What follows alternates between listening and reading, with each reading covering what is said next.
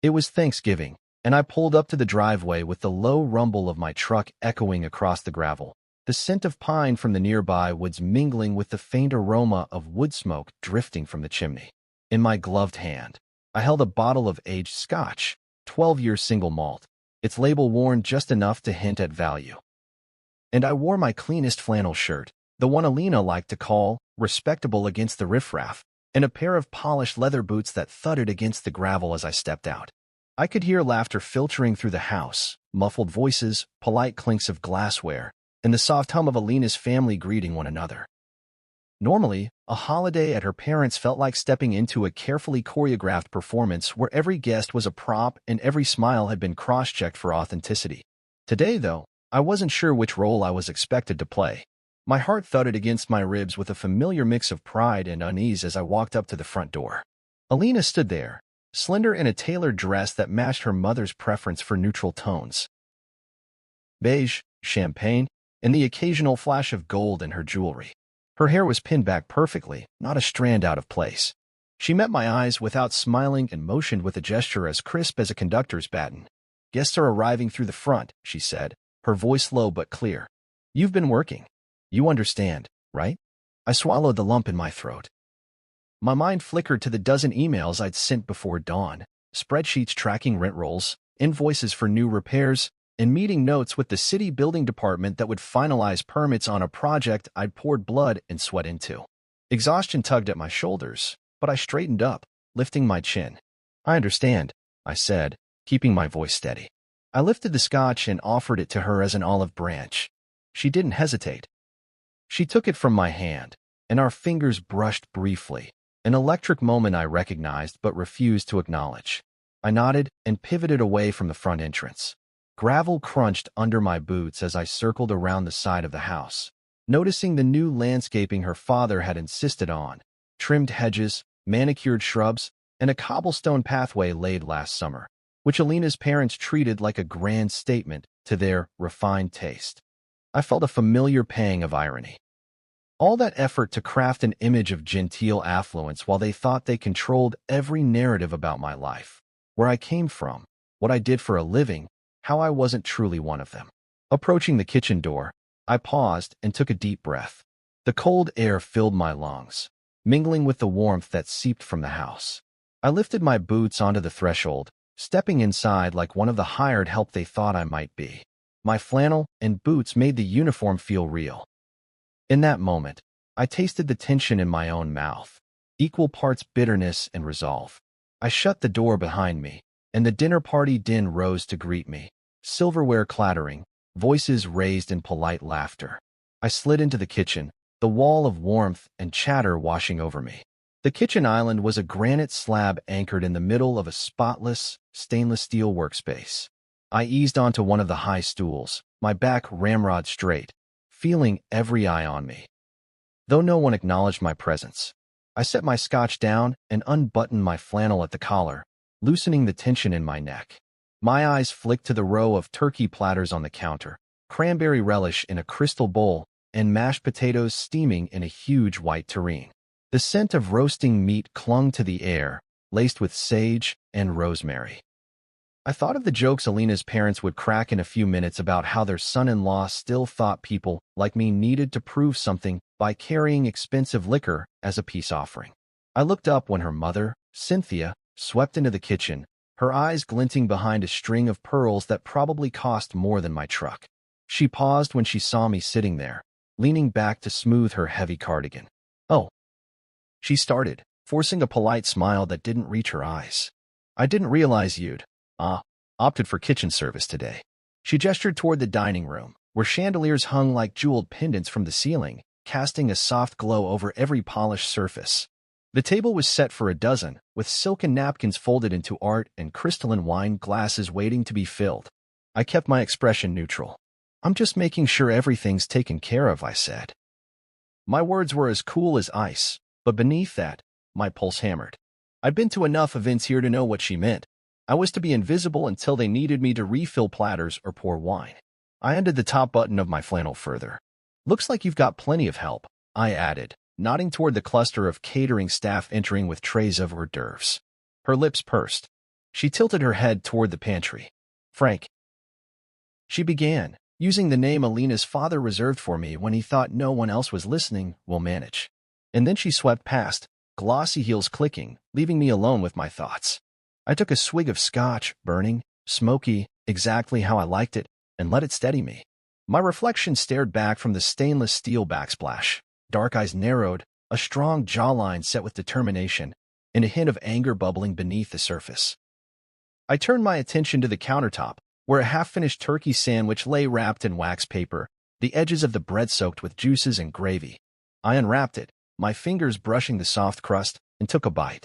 The bread was dry despite the moisture from the meat, and I felt a flicker of satisfaction.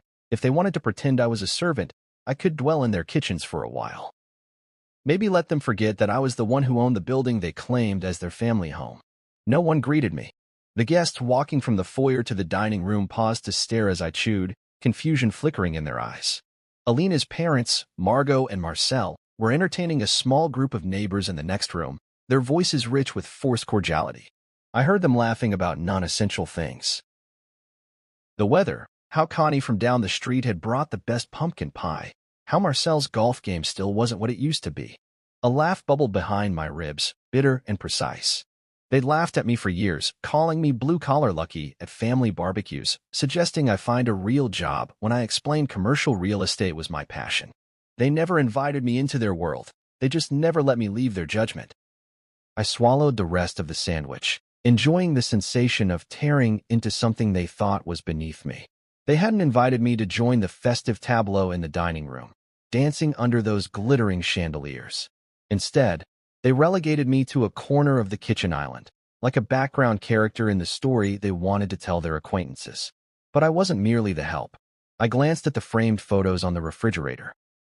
Pictures of Alina's family vacations to Vail, the annual New Year's Eve gala where my name wasn't whispered in polite circles. They didn't know who I truly was. They didn't know I had built an empire of commercial properties across the state, that my company, Rhodes and Lynn Property Group, held leases that paid for those chandeliers.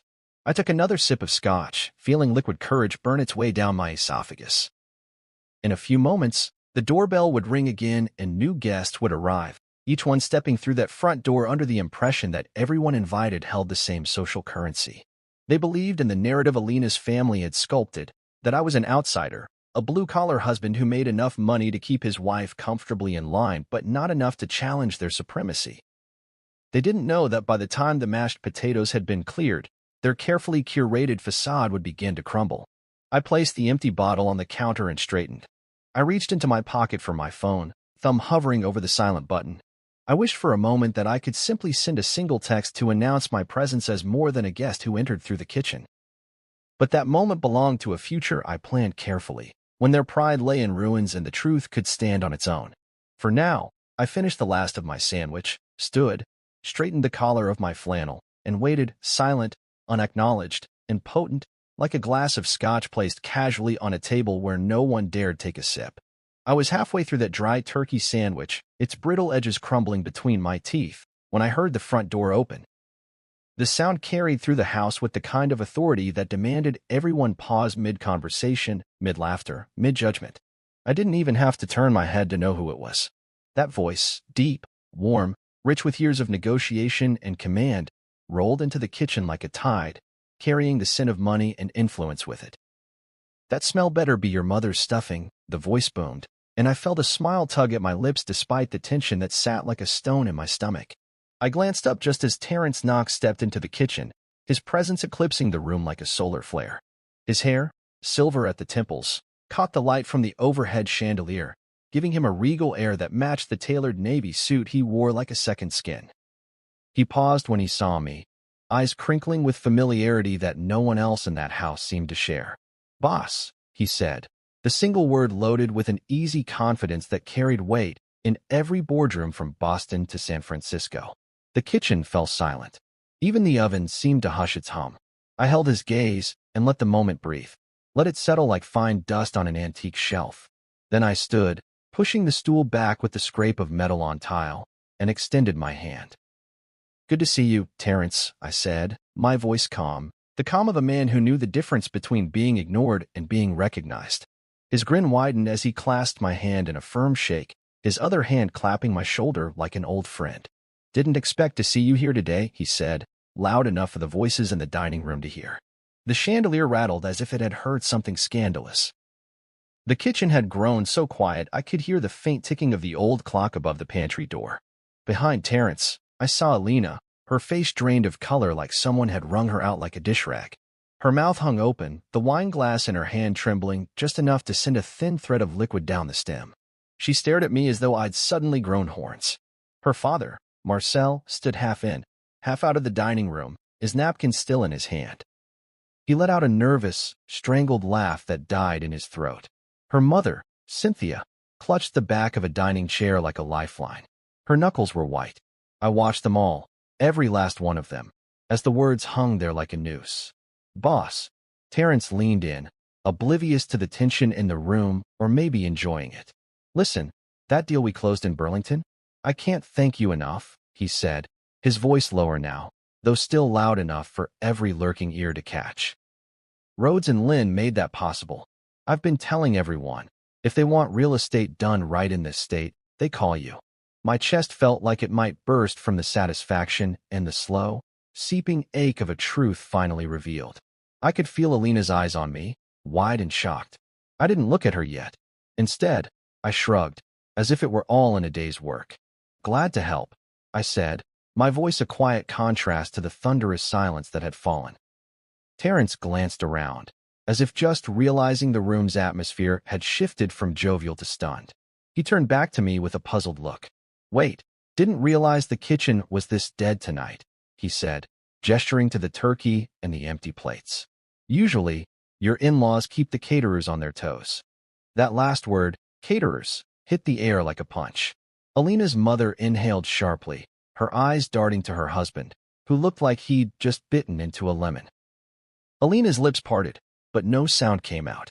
I felt something old and buried, some mixture of humiliation and vindication, twist in my gut. For years, they'd treated me like the help, like the handyman who got lucky. They'd let their condescension slip into every conversation, every dinner invitation. Now, Terence's grin was the exclamation point at the end of a sentence I'd been writing in silence.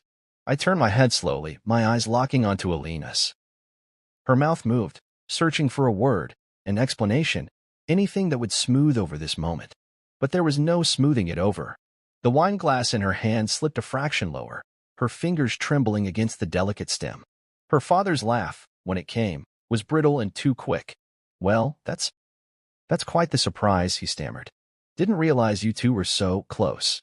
Terence turned his head toward Marcel, his eyebrows shooting up in amusement. "Close," he echoed. "Hell, I wouldn't have made half the deals I did this year without Rhodes and Lynn behind me. Your son-in-law here's got an empire that most people would kill to be part of." The room shuddered under the weight of that word. Empire. My heart beat faster as I scanned the faces around me, Alina, her parents, the cousins and family friends lurking just beyond the kitchen doorway. Each expression was a cocktail of disbelief, envy, and the slow dawning horror that maybe they'd misjudged the man they'd tried to sideline. I crossed my arms over my chest, letting the strength of that truth settle into my bones. For the first time that night, I felt tall, really tall, like every inch of me was standing on top of every insult they'd ever thrown my way. Terence didn't notice the tension. Maybe he did, and just didn't care. He leaned closer, his voice dropping conspiratorially. "Listen, boss, I've got a couple projects coming up that might interest you. I'll text you the details." He clapped me on the shoulder again, then turned toward the dining room, his voice booming. "Hey, don't hog all the stuffing. Save some for me." His voice trailed off as he disappeared into the dining room, leaving the kitchen in stunned silence. I felt every eye turn back to me. Alina stood frozen, her lips pressed together, her eyes bright with something between apology and fear. Her father shifted uncomfortably, his jaw clenched so tight a vein pulsed in his neck. I let the silence stretch, each second a lesson I'd waited years to teach them.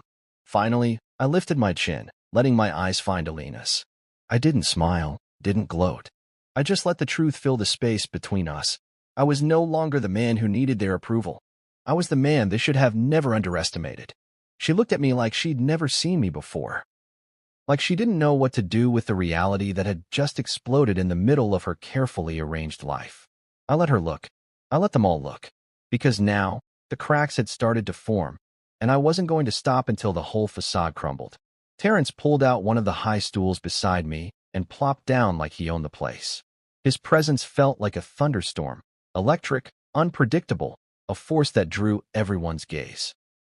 He leaned back and launched into a story about Burlington's biggest new development, weaving details about city permits and high-rise apartments as if we were the only two people in the room.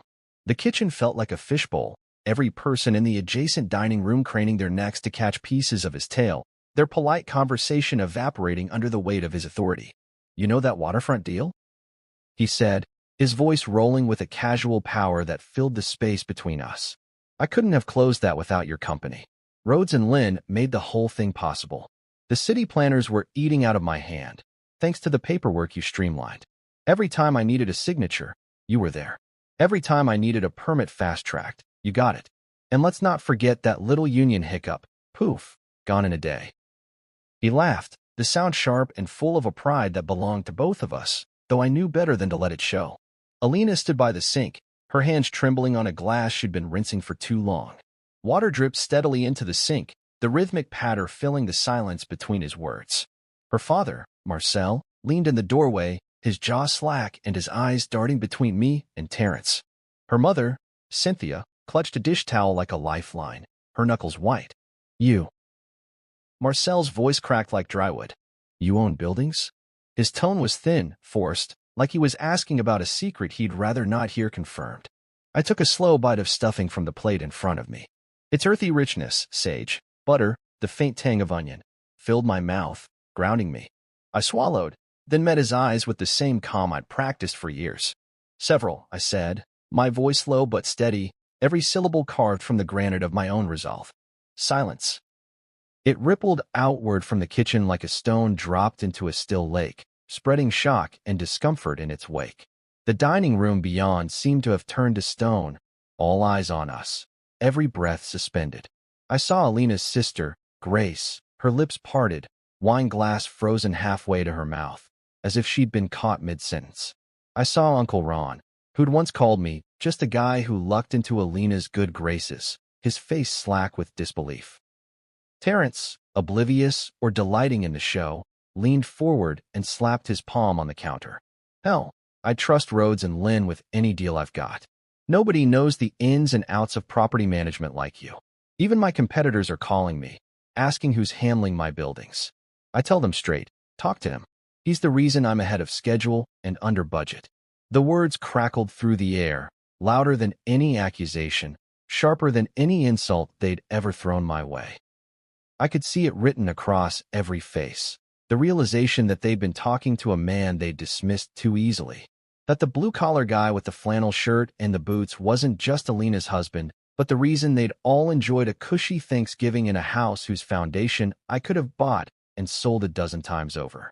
Alina's mother's lips trembled, her voice barely a whisper. "We," she started, but the words died in her throat. Her gaze flicked to Marcel, seeking some explanation, some apology that would make this easier to swallow. But Marcel had none to give. His eyes were locked on me like he'd just discovered a wolf in his dining room, one he'd mistaken for a stray dog.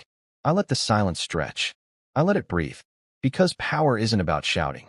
It's about letting the truth settle so deeply in a room that it changes the air itself. Terrence, in his unstoppable way, kept talking. "Remember the Burlington project?" he said, his voice lifting in pitch, as if the memory itself were a trophy. "I had those city inspectors crawling up my ass, pardon my French," he added with a wink towards Cynthia, who blanched. "And who handled it? This guy? He knows every zoning law, every loophole, every commissioner's secretary by name. He's the man you want in your corner, trust me." He turned back to me, eyes gleaming. "And hey, I owe you a dinner, big guy. Whatever you want, name the restaurant. Ruth's Chris, Trattoria Rustica, anywhere." I smiled, just a small tilt of my lips, the kind that never reached my eyes. "I'll take you up on that," I said. And I would. Because I'd earned every inch of respect he was giving me. Alina's eyes burned holes in the side of my head. I could feel her gaze like a brand. She'd wanted me to stay small, to slip through the back door, to sit quietly in the kitchen while her family passed judgment from their crystal kingdom. And now? Now she saw that the man she'd married wasn't the man she'd invited to dinner. He was something else, something she'd never quite grasped. Terrence leaned back and stretched, oblivious to the tension, his grin broad and toothy. Man, I didn't expect to run into you here. Thought you'd be too busy signing contracts to come to this. No offense, Cynthia. He gestured at the house with a casual flick of his wrist. She flinched. No offense, she muttered, but her voice trembled. Terrence's grin turned sly. Well, I'm glad you're here, he said, slapping the counter one last time before hopping off the stool. This place could use a little real power in the room. He gave me a wink, then sauntered off toward the dining room, leaving a trail of stunned silence in his wake. I turned to face the wreckage he'd left behind. Alina's mother was blinking rapidly, as if trying to wake from a dream. Marcel was still frozen in the doorway, his napkin now crumpled in his hand. Alina herself looked like she'd been hit by a tidal wave, her mouth opening and closing as though the right words might swim into existence if she tried hard enough. But there were no right words. I set down my plate and stood, my boots scraping the tile. I let my gaze sweep the kitchen, the dining room beyond, every face that had ever called me lucky or blue-collar, or the one who married up. They'd never bothered to ask who I really was, what I'd built, how many families relied on the buildings I owned for their homes and businesses. They'd never asked because they'd never cared to look beyond the man who'd taken the back door at their request. Now they knew, and I wasn't done yet. That night, I left before dessert. I didn't even bother with the pumpkin pie or the pecan tarts they always bragged about. I pushed through the front door, not caring if anyone noticed. The porch lights cast harsh shadows on the steps, my boots echoing with every step I took down the walkway. I didn't turn around. Let them watch me leave. Let them wonder how a man who'd been ignored for years could command the attention of Terrence Knox and the respect that came with him. Alina's call started almost as soon as I got in the truck. The first one buzzed against my leg before I even pulled onto the main road. I ignored it, staring at the windshield, where raindrops had started to streak the glass like tears. The second call came 5 minutes later. I let it ring until it went silent. Then again, and again. Her name glowed on the screen like a brand, but I didn't pick up. I needed space. I needed air. I needed to remember who I was before all this, before the forced smiles, the casual humiliations, the dismissals that left bruises you couldn't see. At home, I sat in the living room with the lights off, the darkness like a thick coat I couldn't take off. My boots were still on, leaving wet prints on the hardwood. I didn't care. I leaned back into the couch, letting the quiet settle. My mind replayed every scene from that night, the way her father's face had gone pale when Terrence called me boss, the way her mother's voice had trembled, the way Alina's hand had trembled as she clutched that wine glass. Power isn't loud. It doesn't come with flashing lights or a megaphone. It's quiet, like a slow-building tide that drowns everything in its path before anyone realizes they should have moved to higher ground. I'd spent years letting them talk, letting them laugh at me, letting them think I was just a man who'd lucked into a woman like Alina. I'd let them think I didn't belong in their world, because sometimes silence was easier. Sometimes it was easier to be underestimated. But that was over now. My phone buzzed again. I let it go to voicemail. Then it buzzed once more, a text. I picked it up and read the screen. From Alina's mother, we're sorry about tonight. It's been a long week. Please understand. Understand? What was I supposed to understand? That they'd treated me like an outsider, a servant in my own life. That they'd forced me through the back door like I didn't deserve to stand in the same room as them? My thumb hovered over the reply button. I wanted to type something. Anything. But nothing felt right. I set the phone down, letting it buzz one more time before I powered it off completely. The next morning, I woke early, a habit. The sun was just beginning to rise, casting long shadows across the floor. I poured a cup of coffee, its warmth bitter and necessary, and sat at the kitchen table. My inbox was already full, tenants with questions, property managers with updates, a meeting reminder for the project in Burlington. My life. My empire. The thing they'd all dismissed as luck, or a side hustle. I sipped my coffee and smiled. An email popped up, from Alina's sister, you're overreacting. It was just one night. Don't let this ruin everything. Everything. Funny word. Everything to her was brunches and Pilates classes, family barbecues and golf tournaments. Everything to me was the years I'd spent building something that couldn't be taken away with a snide comment or a forced smile. Everything to me was knowing that every time they called me blue-collar, they'd missed the real truth. I was the one who owned the deeds. I didn't reply. Let them think I was silent because I didn't know what to say. Let them think I was still the man who took the back door when they asked. Because power isn't always in the words you say, it's in the words you don't. I got dressed slowly, my boots polished, but still carrying the scuffs of work I was proud of. The mirror reflected a man they didn't recognize, a man they'd never bothered to understand. I combed my hair back, tied the laces tight, and picked up my phone. I scrolled past Alina's missed calls, past her mother's half-hearted apology, past the text from her sister. I paused on Terrence's message from the night before.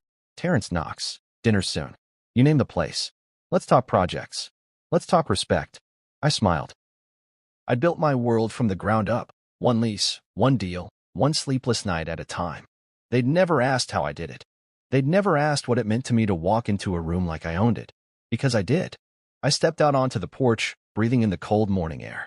My breath fogged in front of me, a visible reminder that I was alive, that I'd made it here on my own. The sky stretched above me, wide and open, full of possibility. They'd always laughed at me. They'd always assumed I'd be the man outside their world. But the truth was simpler than that. I wasn't outside their world. I was their world. I was the foundation they didn't even know they were standing on. And when the storm came, I'd be the only one left with a dry roof. I got in my truck and turned the key, the engine rumbling to life like a promise. I didn't need their approval. I didn't need their apologies. I didn't even need their front door, because I knew something they didn't. Every door in their world led to a room I already owned. A week later, Alina's father called me out of the blue. His name flashed across my phone screen with a sense of urgency that made my gut tighten. I hadn't spoken to him since Thanksgiving, hadn't answered any of Alina's calls, hadn't responded to her mother's messages. I'd chosen silence because that's where real power grows, away from their stage, their applause, their manipulations. But the call came anyway, demanding an audience I wasn't sure I wanted to grant. He sounded almost jovial when I answered.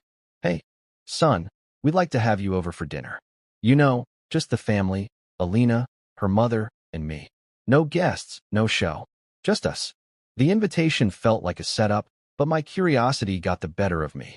I agreed, setting the time and place, my voice steady, giving nothing away. When I pulled into their driveway that night, the house glowed with warm light, as though it had never held a cold welcome. I walked up the front steps this time, boots polished, shirt crisp, the same confidence I'd worn at every negotiation table shining in my eyes. Marcel greeted me at the door with a handshake that felt rehearsed, his smile forced and stretched too wide. Alina hovered behind him, her eyes rimmed with worry, her lips pressed into a tight line like she'd been practicing how to look sorry. Inside, the table was set for four, white linen napkins, polished silverware, a centerpiece of lilies that looked like they'd come from a florist on short notice. A bottle of wine sat unopened, a decoy for the real reason I was here. Marcel gestured for me to sit, and I obliged, folding into the chair like I belonged at every head table he'd ever hosted. Dinner was a formality, dry chicken, overcooked asparagus, a side of tension that neither the wine nor the forced small talk could wash away. Marcel waited until the plates were cleared before he leaned back in his chair, his smile suddenly shifting from polite to businesslike. I recognized that smile from boardrooms, the one that comes right before the ask. We wanted to talk to you about something, he began, his fingers steepled beneath his chin. Alina's eyes darted to him, and then back to me, her mouth opening as if to interject, but she stayed silent. Her mother sat stiffly, her wine glass untouched, her fingers trembling slightly as she held it. Go ahead, I said, my tone flat, unreadable. Marcel cleared his throat. We've been working on a new development idea. Something big. It's an opportunity we think you'd want to be a part of. He paused, as though expecting me to jump in, to clap him on the back, to thank him for including me in his plans. I didn't. I let him keep talking. It's a mixed-use development downtown, he continued, his voice gathering steam. Retail on the bottom, apartments on top, maybe some office space if the zoning allows it. The numbers are impressive. The projections look strong. We've got interest from a few investors, but we need a key partner to bring it all together. Someone with experience. He said the word like it tasted sour on his tongue. I watched him carefully. I'd spent years studying people, learning when they were bluffing and when they were bleeding. Tonight, he was both. And what's my role in this? I asked, keeping my voice calm, like I was discussing a lease renewal instead of a lifetime of respect. Marcel shifted uncomfortably. Well, obviously, you'd bring capital. And your contacts, Terrence, others. We bring the land and the design. He slid a manila folder across the table like a bribe. I opened it, scanning the glossy renderings, the financials laid out like a buffet of promises. But all I saw was desperation hiding behind the veneer of opportunity. Let me get this straight, I said, flipping through the pages. You want me to risk everything I've built, my company, my reputation, on a scheme you just thought of? Marcel bristled. It's not a scheme, he said, his tone sharp enough to cut. It's a family opportunity. We grow together. I met his eyes, letting my gaze hold steady until he shifted under its weight. Didn't feel like family last Thursday, I said, the memory of that night in the kitchen as fresh as the scotch I'd left untouched. Alina's eyes glistened with tears. She reached for my hand across the table, but I pulled it back before she could touch me. We just want things to go back to normal, she whispered. Dad didn't mean to. I shook my head. Normal for you was me at the kitchen counter while you all laughed in the dining room. Normal was you asking me to use the back door while guests walked through the front. Normal was you never correcting them when they called me lucky, like I hadn't built this life with my own two hands. Marcel's face reddened, his jaw clenched tight. You're being dramatic, he snapped. This is business. You're good at business. Let's put the past behind us. I stood, the chair scraping against the hardwood floor like a final note. You don't get to put the past behind us just because it's convenient now, I said. You built that past. Every time you called me son, with that patronizing tone. Every time you smirked when I came home in my work boots. Every time you made me feel like an outsider in my own life. That was you laying the bricks of this moment. Alina's tears spilled over now, her hands trembling as she reached for me again. Please, she said, her voice cracking. We can fix this. I looked at her, really looked at her, and saw a woman who'd never questioned the story her family told her about who I was. A woman who'd never once asked who I really was or what I'd been building all these years. No, I said quietly. You can't fix this with a dinner invitation and a manila folder.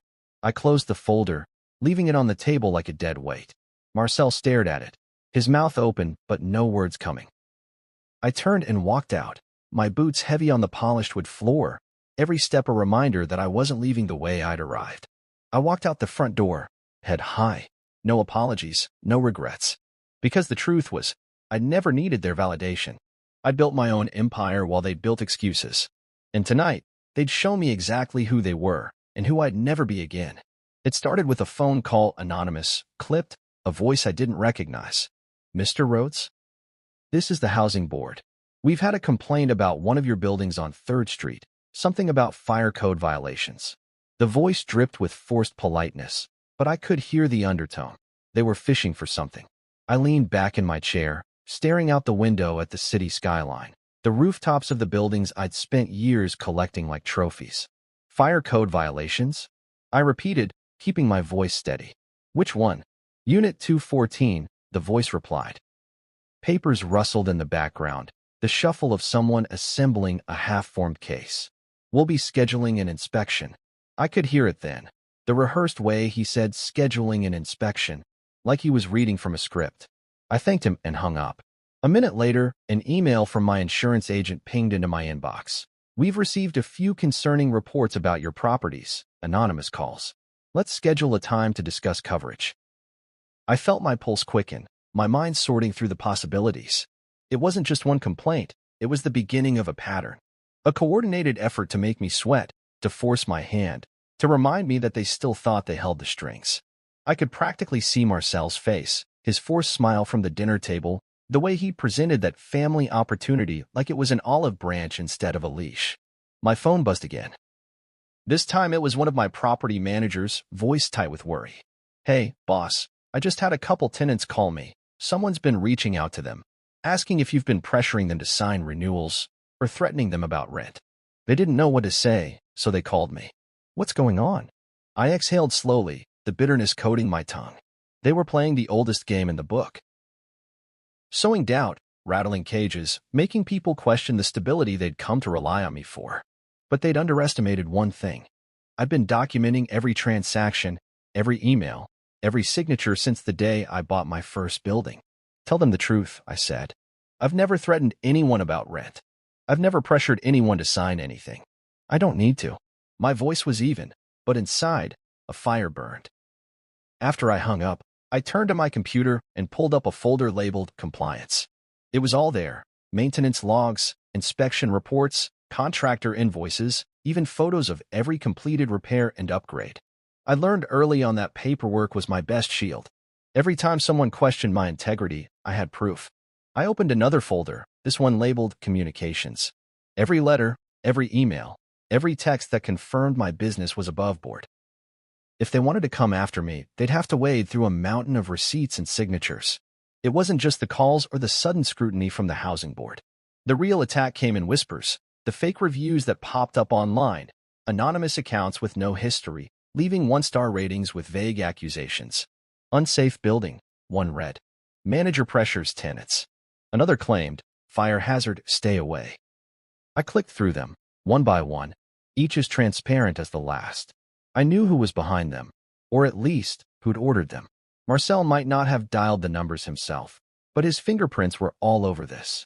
He'd underestimated me again, thinking I'd cave under the weight of his campaign. The next morning, I walked into my office, a small, efficient space with exposed brick and tall windows that let the sun pour in. My assistant, Kendra, handed me a stack of messages. "You've got calls from 3 different agencies asking about your buildings," she said, her brow furrowed. "And someone left this." She slid an envelope across the desk, no name on the front. I picked it up, weighing it in my hand. The seal was cheap, the kind you get in bulk at the office supply store. I tore it open and pulled out a single sheet of paper, a typed list of supposed violations at various properties. No letterhead, no signature, just a bullet-pointed threat. At the bottom, in bold, was one line: "We're watching." I set the paper down, my pulse steady.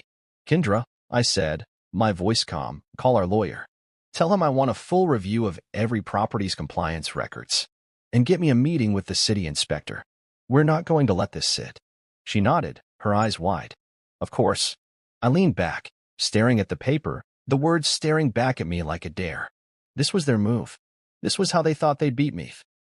By making me doubt my own foundation, by making others doubt me. But they didn't know I'd been building this for years, brick by brick, file by file. I'd learned the hard way that trust is earned in details.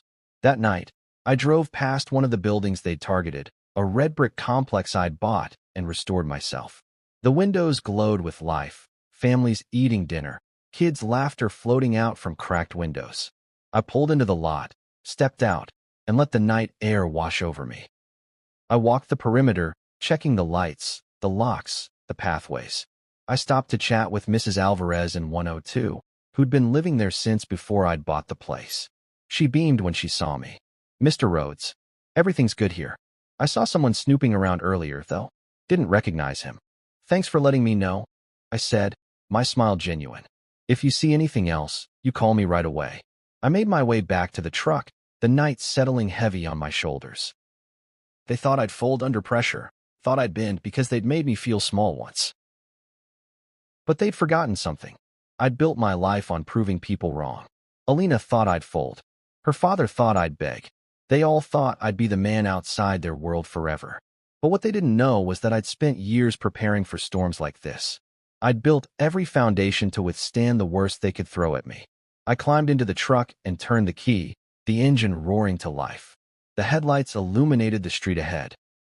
Straight and long, no shadows deep enough to hide me. I wasn't going to run. I wasn't going to hide. I'd faced worse than them, and I'd walked through every fire they'd set for me. I pulled out of the lot, the city rising up around me like a fortress I'd built with my own hands. Let them come. Let them try to tear me down. I'd be ready, because I wasn't the man who used the back door anymore. I was the man who owned the front. The ad hit the Vermont Business Times on a crisp Tuesday morning. A full-page spread, black and white, no fancy design, just the truth, laid out in bold letters that couldn't be ignored. When family turns into a liability, the cost of trying to destroy your son-in-law. Underneath the headline, I let the evidence speak for itself: screenshots of the fake reviews, emails from anonymous accounts tracing back to a small PR firm known for smear campaigns, the calls to the housing board logged and timestamped. Every thread of the web they tried to weave, laid bare for anyone with eyes to see. I didn't name names, but I didn't have to. Everyone in that town knew who had tried to bring me down, and the evidence made it all but official. The calls started before noon: tenants, business partners, old colleagues. My phone buzzed like an angry wasp's nest.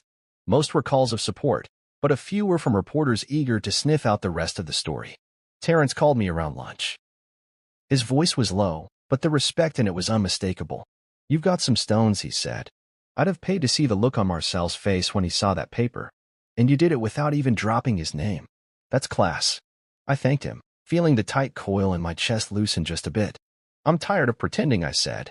"They tried to bury me, but I kept the receipts." Word spread fast. My tenants, who'd seen the sudden surge of suspicious inspectors and anonymous calls, rallied behind me.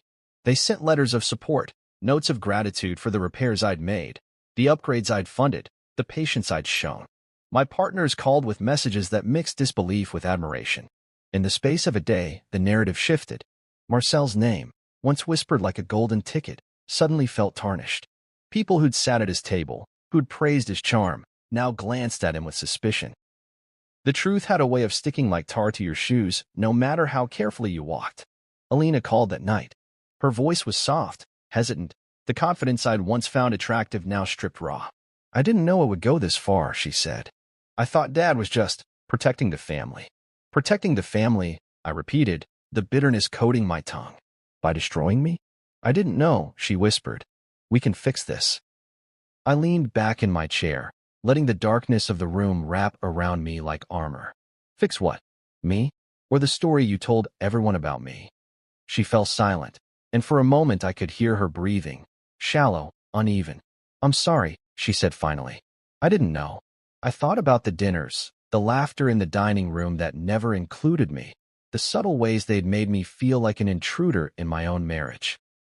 The times she'd let their jokes slide, never standing up for me, never asking why I was always the one expected to smile and take it. "You didn't want to know," I said. "That's the difference." Silence stretched between us until it frayed at the edges. I didn't hang up. I let the silence speak for me, let her sit in the truth she'd avoided for so long. In the days that followed, the fallout came fast and hard. The city council put a quiet pause on one of Marcel's biggest projects. No explanation given, but the whispers said everything. Investors pulled out of another development, citing reputational risk. His phone calls, once a ticket to influence, now rang unanswered.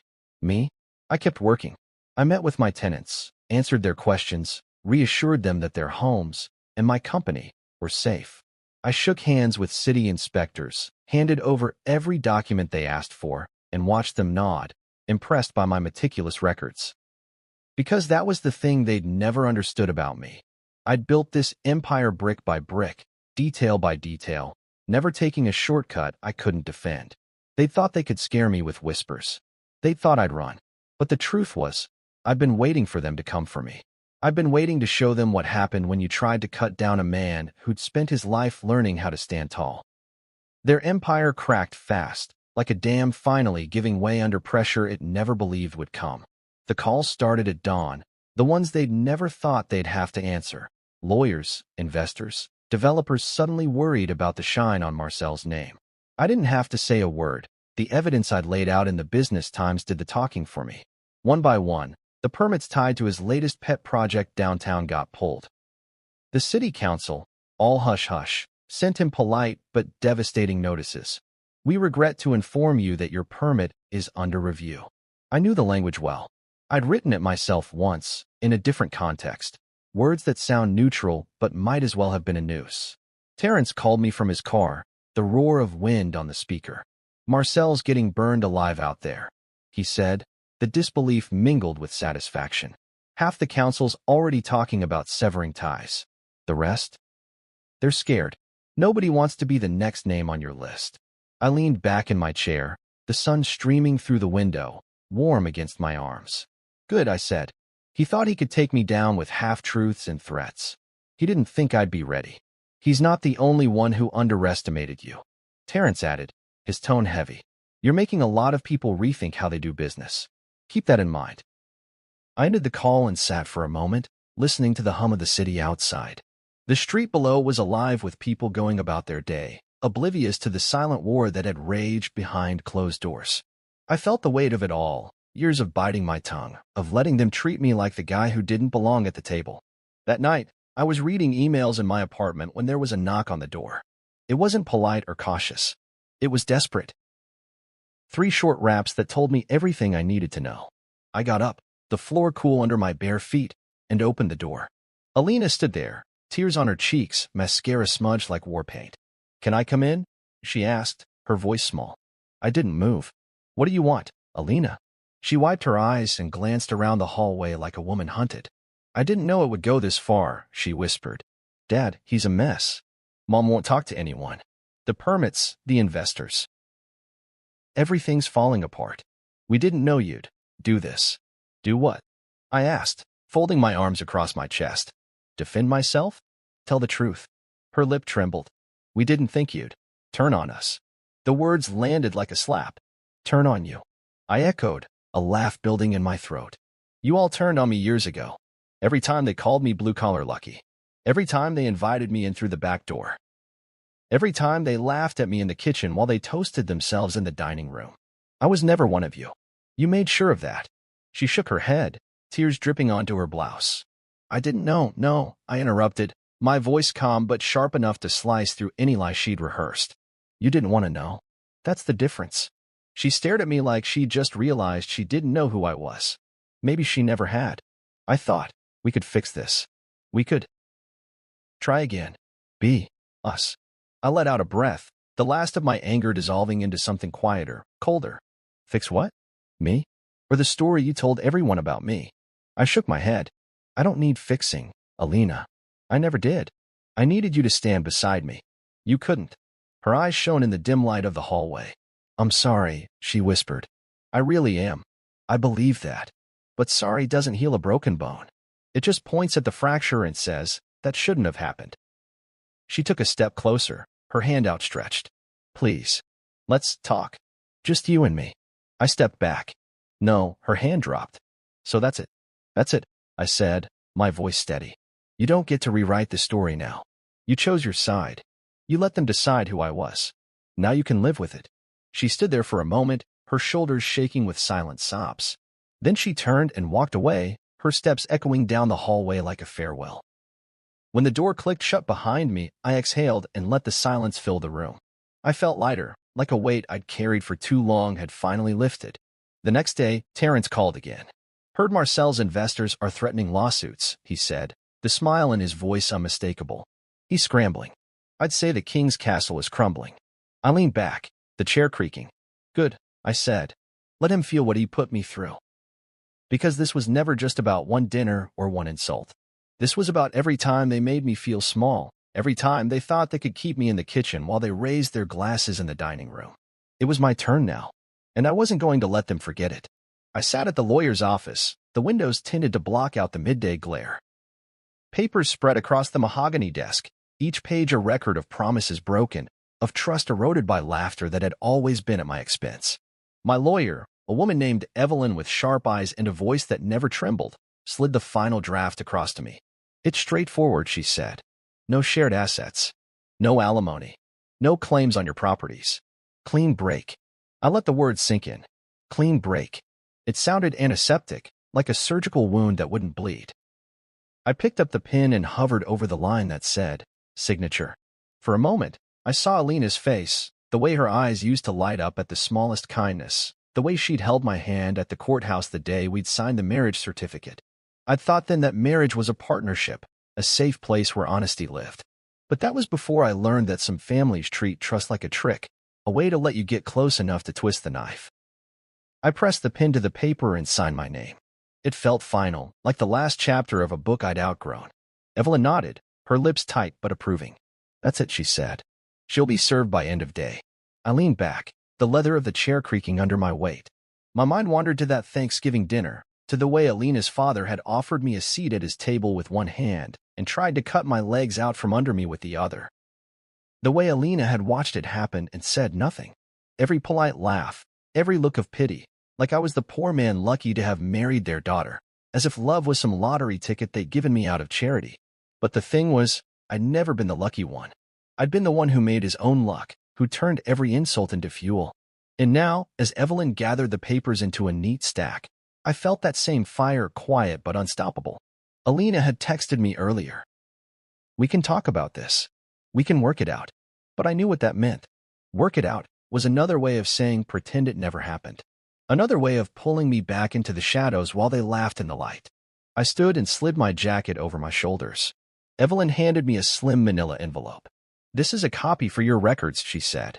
"I'll have a courier deliver the official documents to her." I nodded. "Thanks." She hesitated, her eyes softening. "If you need anything, eh?" "I've got it," I said, cutting her off gently. I didn't need sympathy.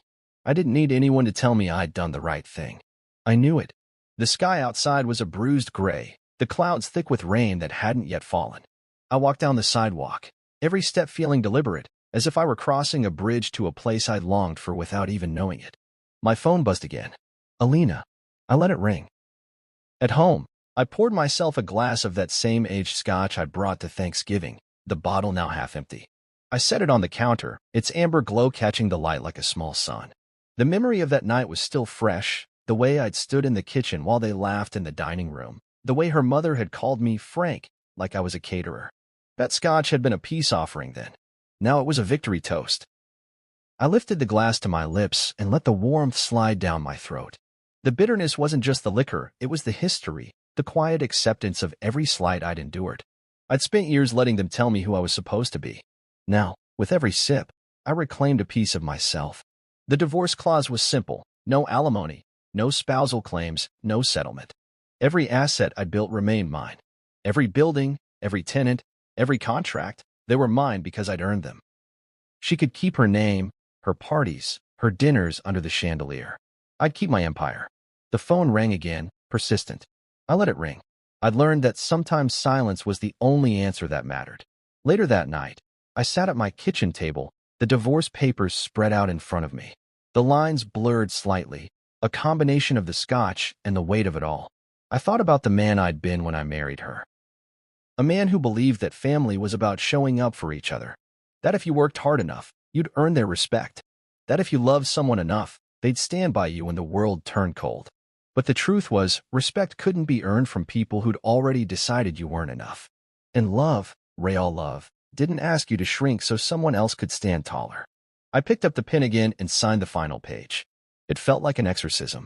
The man I'd been, the man who'd let them define him, died with that signature. I boxed up the wedding photos, the anniversary cards, the souvenirs of a marriage that had been more performance than partnership. I set the box by the door. Maybe I'd donate it. Maybe I'd let it gather dust in the back of the closet. Either way, I'd moved on. The next morning, Evelyn called to confirm the papers had been delivered. She didn't contest it, she said. Just signed. I closed my eyes, letting the relief flood in. Good, I whispered, because I was done fighting for a place at their table. I'd built my own table, stronger, wider, with a seat for anyone who treated me like I belonged. I raised the glass of scotch one more time, the amber liquid reflecting the early morning light. I thought about the man who'd walked into that Thanksgiving dinner, his bottle of scotch in hand, thinking he was bringing a gift to a family who'd always considered him the help. But I wasn't the help. I was the man who owned the house they lived in, the man who'd signed every deed, every check, every promise. And as I took that last sip, I realized something. They'd given me exactly what I needed, proof that I didn't belong in their world, and the strength to build my own. 1 year later, I stood at the threshold of a building I'd transformed from a crumbling shell into a place that breathed with life. It was Thanksgiving again, but this time the gathering wasn't held in someone else's home, it was in mine. A community center that doubled as affordable housing. A place where families who had never been offered a seat at the table could finally gather without fear of being turned away. The foyer smelled of warm bread and spiced cider, the air alive with laughter and the shuffle of children's shoes on freshly waxed floors. My team had decorated the place with autumn leaves, paper turkeys made by local kids, and a simple banner that read, "Welcome home." And that's exactly what it was, a home, even if it wasn't a house. Terrence showed up first, his wife on his arm, both of them carrying a pie that smelled of bourbon and caramel. He gave me that familiar grin as he extended the box. "This place looks incredible," he said, his eyes sweeping the high ceilings and exposed brick walls. "You did this." I shook his hand firmly. "No," I said, gesturing toward the families filing in behind him. "We did this." A young mother approached, her little girl clinging to her skirt. "Thank you for inviting us," she said shyly. "It means a lot." I smiled, bending to the girl's level. "I'm glad you're here," I said, meaning every word. As the room filled, I saw faces that reminded me why I'd built this place. A man who'd just gotten off a double shift at the warehouse. A woman who'd finally left a bad marriage. Kids with eyes wide open, ready for a new start. They didn't know the full story of how I'd gotten here, but they felt the warmth, the welcome, and that was enough. I watched the door as people arrived, some familiar, some new, but this time, I stood at the front. I didn't need to sneak around the side or be ushered through a service entrance. I owned the building, and I owned every brick in the foundation. The weight of that truth settled on me like armor. No Alina, no Marcel, no Cynthia. Their seats were empty, their invitations never sent. This was a table for people who respected each other, who knew that family was something you built, not something you demanded. I thought about the man I'd been last year, the one who'd walked through the kitchen door, shoulders heavy with the burden of trying to prove himself to people who'd never cared. That man was gone. In his place stood someone who'd learned the hardest lesson. You can't force people to see your worth. You can only build it, brick by brick, until it stands so tall they can't ignore it. Terrence raised a glass of cider. "To second chances," he said, his voice carrying across the room. And to the man who gave us all a seat at his table. The room erupted in cheers, the sound swelling like a wave that carried every heart with it. I felt something shift inside me. An old pain loosening its grip, a final sigh of relief. I raised my own glass, the cider crisp and cool in my hand. "To us," I said. "To every one of us who decided that family isn't something you're born into. It's something you choose." I looked around the room, at every face illuminated by the warm glow of hanging lights, and I felt a pride that had nothing to do with money or status. This was the empire I'd built. Not a tower of glass and steel, but a place where laughter echoed down hallways that once stood empty, where every door opened to possibility. And this time, I walked everyone in through the front door, including myself, because the only door I entered now was one I owned.